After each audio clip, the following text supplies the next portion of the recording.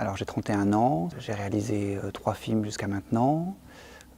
Qui n'a pas passé par tombe, c'est le second, et je viens plutôt du milieu des beaux-arts. J'ai fait les arts déco de Strasbourg et j'ai fait les beaux-arts à Berlin.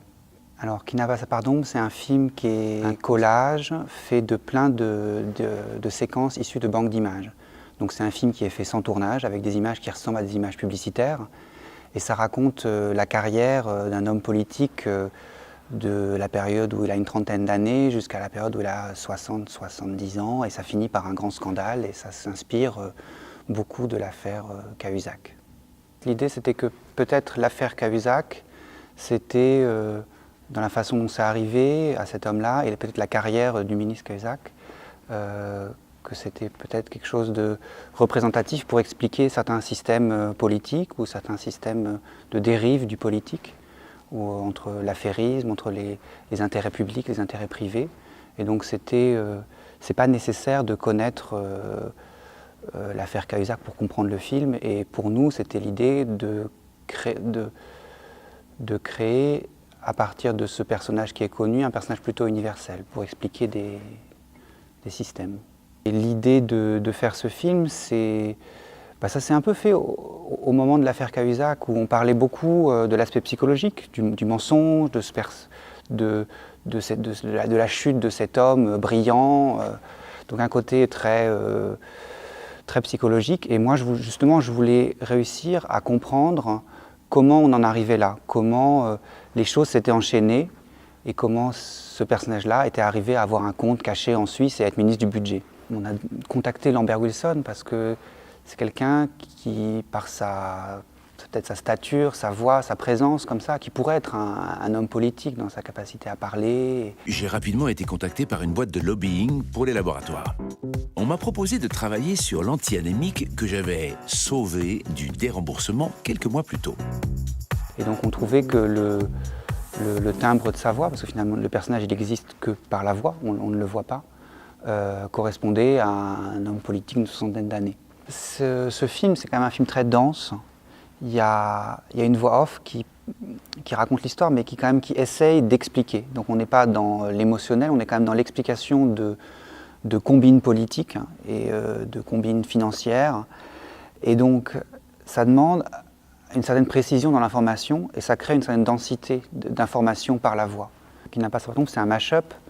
Enfin, c'est ce qu'on appelle un mash-up, et c'est l'idée de donner un sens, donner un autre sens à des images par le langage, par la voix off. C'est le détournement.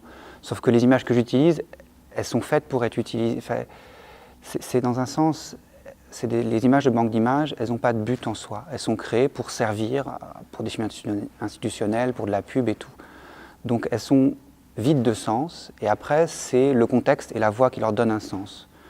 Donc on est moins dans le détournement pur et simple que dans le jeu où on affecte un sens à quelque chose qui n'en a pas. Et après, moi, la façon dont j'ai travaillé, j'ai écrit une voix off. J'ai écrit une voix off d'une quinzaine de minutes. Et après, c'est vraiment presque découpage de phrase à phrase ou de mot à mot que je cherche quelles images correspondent à quel concept ou quelle idée. L'histoire de personnages politiques comme ça qui trahissent vraiment la mission pour lesquelles on leur a donné par le vote, c'est nos représentants. Et quand on montre la réussite d'un personnage comme ça, on est dans le cynisme et dans quelque chose d'assez terrible et d'assez tragique et d'assez désespérant, parce que finalement ça fait désespérer en tant qu'électeur, en tant que citoyen. Et donc la façon que moi j'ai trouvé pour que ça reste vivant et qu'il y ait de la vie et de l'énergie, et c'est l'humour. Et le détournement, c'est l'humour aussi. Et c'est peut-être quelque chose d'extrêmement basique que nous, petits, l'arme qui nous reste contre les puissances, c'est le persiflage, c'est le détournement, c'est de faire le bouffon, c'est de trouver des choses comme ça.